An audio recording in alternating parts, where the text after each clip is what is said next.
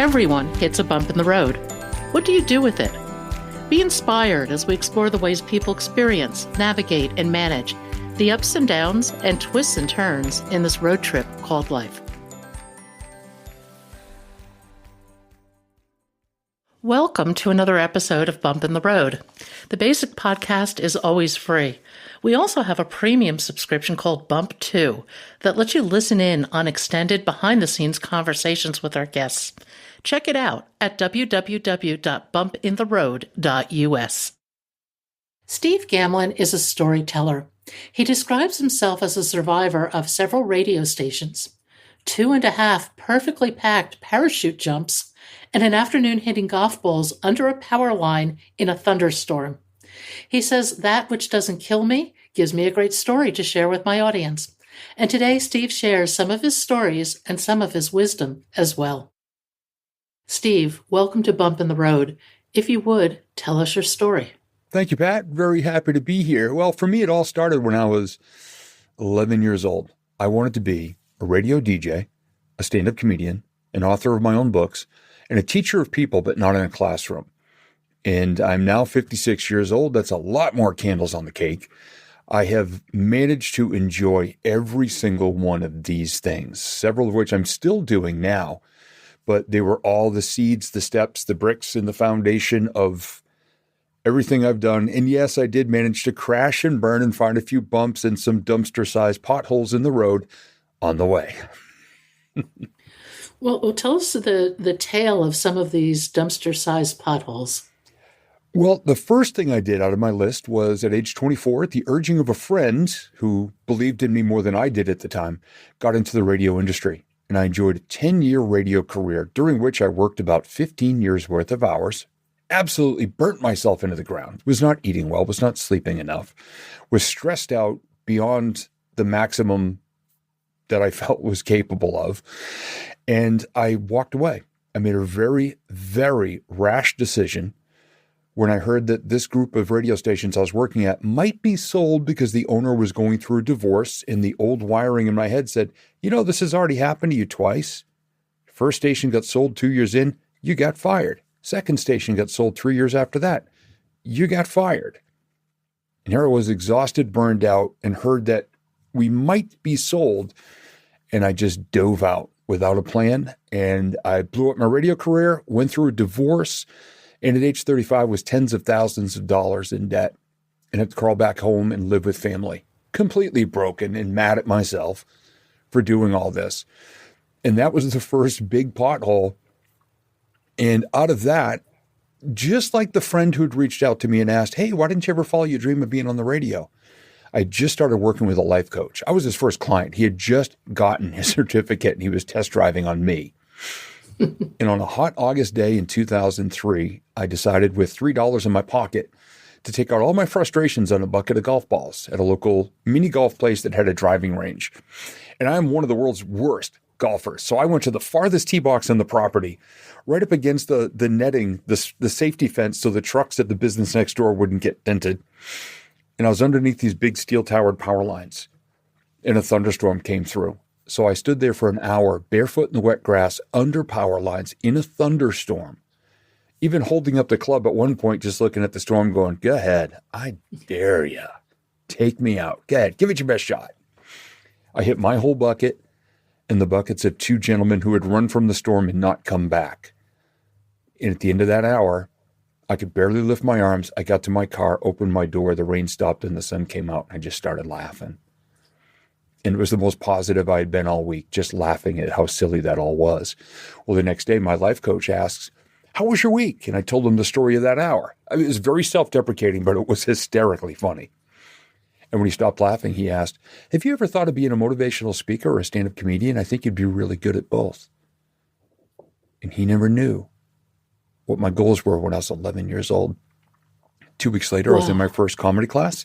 A week after that, our first Toastmasters meeting. I did 7 years of comedy, and I've been speaking now for, it's my 20th year. Wow.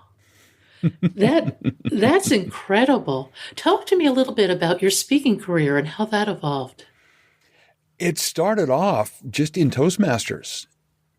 5 to 7 minute speeches at a time. And I would go through the whole manual, and they would give me all the tools I needed to become a speaker, how to craft a story, how to be your presence, your physicality, your face, your voice, the tones you use, all of that. It turned into the greatest toolbox ever. And I was also big in networking at the time. I was one of the area directors here in New Hampshire for BNI, Business Networking International. And people kept saying, "Hey, Steve, we're having a meeting. You want to come give one of your little speeches for free?" I did probably 100 speeches for free before I had the guts or the self-belief to even charge people. And that's just how it started. It was so just organically grown that I didn't go to one of these big speaker academies that said, "Hey, you could be making $30,000 a month within 6 weeks, and we guarantee it." None of the rah, rah, rah, buy my stuff approach ever worked for me. Didn't work on me. It doesn't work for me. I never do it. So it just started with everything I'd gone through in my life, how I got through it, what the results were. And thank God I've been journaling most of my adult life. So I've captured all these things that were happening to me at the time with the emotion I felt at the time, hopeful or hopeless, whatever it was. I wrote it down. So I've got all this rich library of material. And I never actually, here's the biggest thing I learned from a gentleman named James Malinchak. I never tell stories. I relive them. So I'm feeling right now the golfing and the thunderstorm thing and how ridiculously foolish but hysterically funny it was. I wish they had video at that driving range. I would love to have gotten a copy of it. Well, I went through a period of my life where everything kind of hit rock bottom too. I call it my life wish, death wish period. I like the title. It wasn't that I wanted to die, but I wanted to live. And I had two juxtaposed series of events. One, divorce and, real unhappiness, and then flying sailplanes, which was just magical, spiritual, everything. Wow. And so the contrast between these two facets of my life was just astonishing. And I could pop into one and pop into the other. And the other day, I actually found some old journals from that time. And you're absolutely right. Being able to drop back and read your words and feel your experience is just incredible. Yeah. There are days I read back and I go, wow. Because you fly sailplanes. I went skydiving during that really low point, and somebody goes, "You sure you're going to pull the thing?" I said, "Yes, I'm going to pull the thing." Well, when I did pull the thing, I like to joke I've jumped out of 3 perfectly good airplanes with 2.5 perfectly packed parachutes. My one solo skydive, 3 major things went wrong. What happened? Well, I pulled the chute 1,000 feet too low. I had 2 gentlemen with me. It was called accelerated free fall, which means you're kind of by yourself, but you have a guide on each arm and ankle just to make sure you get to the point where you pull the chute. And I waved them off and then forgot I was supposed to do one more sequence. And my brain kind of stalled for a second. And I pulled the chute at 5,000 feet instead of 6,000. But then the lines were twisted. The chute opened, but I couldn't steer it because the toggles didn't come down. So I looked up and I remembered, here's the thing, and it still resonates with me today. We had about 6 hours of classes prior, and they said, when something goes wrong, you will know what to do. And as soon as that happened, I went, uh-oh. And I said, wait a second, I'll know what to do. They told me what to do. Look at the lines. They were twisted like a bread tie. So all I had to do was spin myself in a circle 1.5 times. The lines went out, the toggles fell. I looked ahead and went, that's not where the airport is. It was behind me. I was heading we were jumping in Massachusetts. I was heading back to New Hampshire. I had to turn around, and then I misjudged the final descent, so I almost hit the woods. And the little radio they had tucked in my pocket, I thought they had left it on, and they hadn't, so I never even turned it on. So I was 100% on my own. And I misjudged the last. They said, when you get to 15 feet, yank both toggles, the chute will billow up and you can gently run to a stop. The last thing I remember thinking is, I wonder how close 15, like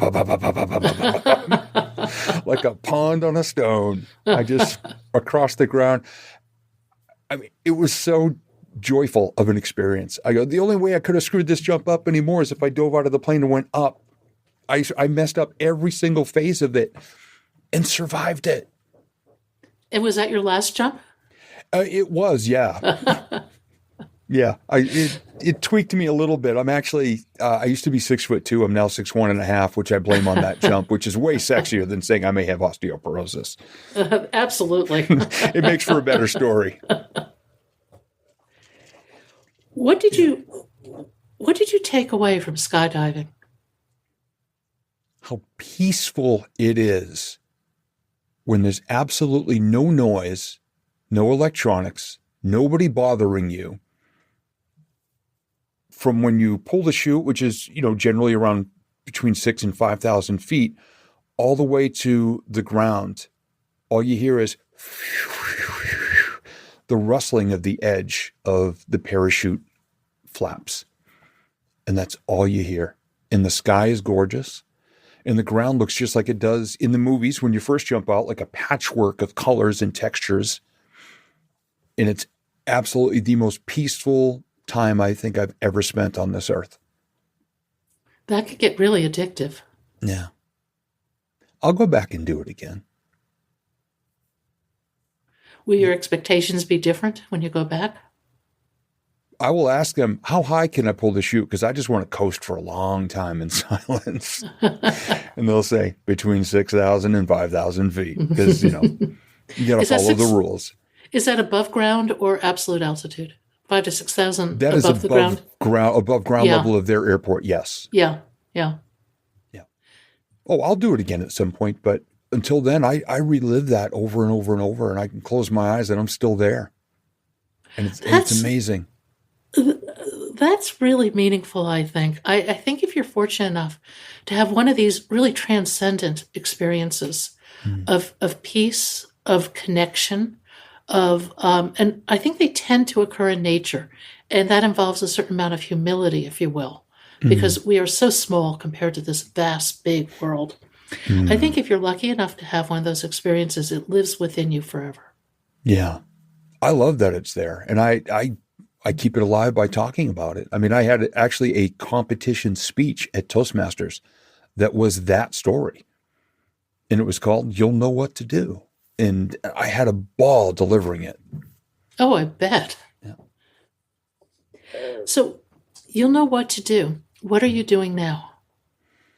What I'm doing now is continuing to surround myself with the best people, continuing to look forward. I'm big on vision boards and visualization and getting back into some of the other experts who come from a deeper scientific approach, like Dr. Joe Dispenza, who I absolutely love. Oh, isn't he terrific? He's amazing because I teach a blue collar, roll up your sleeves, do these actions, sort of approach with all that underlying that I'm aware of, but I don't explain it in a scientific way. And I've just gotten back into Dr. Joe's approach. So I'm surrounding myself with the best people and rebuilding my systems. The past 5 years have been very difficult. I refer to them as 3 deaths in a pandemic. Pandemic wiped out both my businesses, and I lost my dad, one of my mentors, who was like a brother to me, who had built all the digital back end of my business and everything. He was my digital marketing guy, and he passed away during COVID. And we lost our little dog, Super Teddy, who, according to my mother-in-law, I pimped out since they adopted him because he was so cute and I made him famous. So it's been a challenging few years and, a major bump in the road with self-belief and self-confidence and everything eroding because it all got taken away for a little while. Plus the losses. So it's been a rebuild for me over the past couple of years, just getting myself back into shape and into gear and putting it all back together and restacking everything a different way. Going from being on stages to being all around the world on this little tiny camera, which I love doing this now. Before, I didn't want to look into the camera. It just felt weird. Really?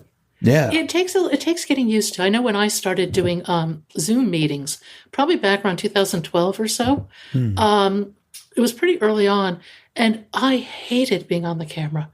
And I'm still not thrilled with it, but now I've done it enough that it just doesn't really matter. But it really is a it's a skill you have to learn. Yeah. I love it now, but at first it was really awkward. And one of my, one of my clients said, Steve, how do you do it? How do you get on camera like that? And I said, 2 words, charismatic confidence. And she goes, Now, ooh, I got to write that down. I'm like, I know, I do too. It just fell out that way. But it perfectly said the energy I bring, the confidence I bring, and just being comfortable and understanding that that camera is someone else's eyeball. And when I'm on stage, what did I do? I went from set of eyeballs to eyeballs to eyeballs, connecting with people. And when I finally understood it's exactly the same way, just on a different scale, I fell in love with being on camera and being on calls and conversations like this. And now I've been a guest on over 300 shows all around the world over the past decade or so. And I love this. I want to go back to this bump. I mean, that was a really huge, life-changing set of events. Yeah. How do you go about rebuilding from something like that? You start by putting, or at least I did, putting pen to paper and how you really feel about stuff. Because if you don't get it out, it's just a jumble. You know, I call it just Wile E. Coyote taking an Acme rocket roller skate ride off the cliff, chasing the Roadrunner again. But Again. Again and again. But when that many things happened all at once, I mean, it was a gut punch. And it took me off my game for a while. I was still creating what I felt was really good, effective content.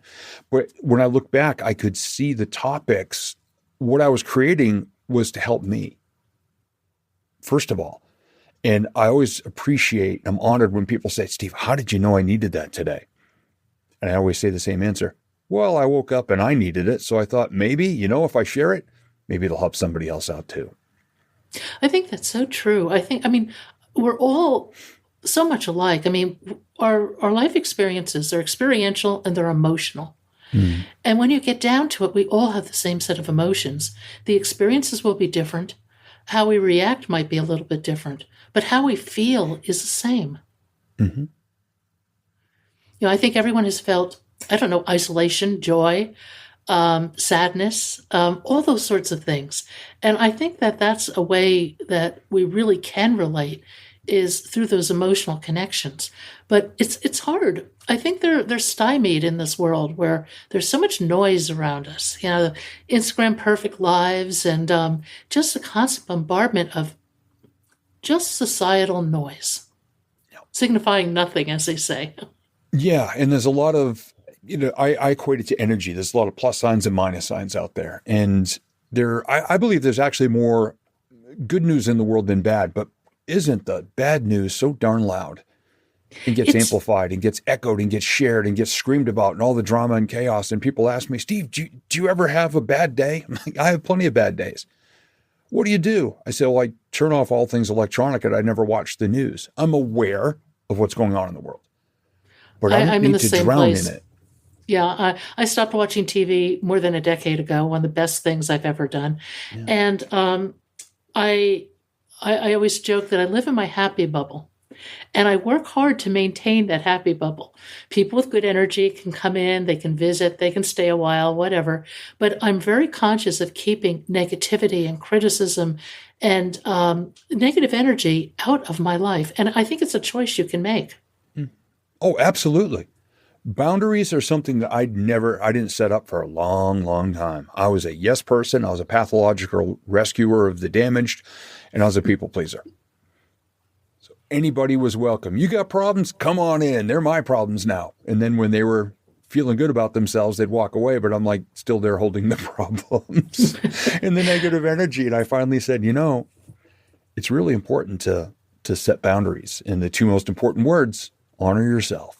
And it doesn't mean you don't like people. It doesn't mean you don't care. We're just not willing to absorb. And I've had people who are empaths watch me and observe me and say, Steve, you're an empath. I'm like, well, I'm undiagnosed because I don't even know how you would go about doing that. But I feel and I take on a lot of energy from around me. So I'm very cautious and careful about the energy I tap into now. If I feel somebody trying to lead me down a negative road or some toxic stuff, I don't go there. Why? No. What's it going to do for me? Nothing. And then if it takes me off my game, then the people that I serve and I help and I love and I care about and I work for, my clients, they're not going to get the best of me. So why bother? I need to have a trill of plus signs behind me all day. No, I'm with you on that. People pleasing is a really tough one, though. I mean, I think we all suffer from people pleasing, at least for most of our lives. And how to go against the people pleasing nature of our society sounds so mean. It's not, but it just sounds so mean, doesn't it? Oh, it does. Yeah. Yeah. Because then, of course, you get the, Mr. Positivity doesn't care. That's where people go with it. Like, I do care, but I'm also very careful about where my energy goes. Somebody said, well, you've known these people for 20 years. You don't want to be around them anymore. I said, no, I'd rather make cookies and bring it to a homeless shelter and talk to those people. I had an experience. I like them more. I had an experience recently with some people where essentially I was stabbed in the back, the knife was twisted, and then the rug was pulled out from underneath me.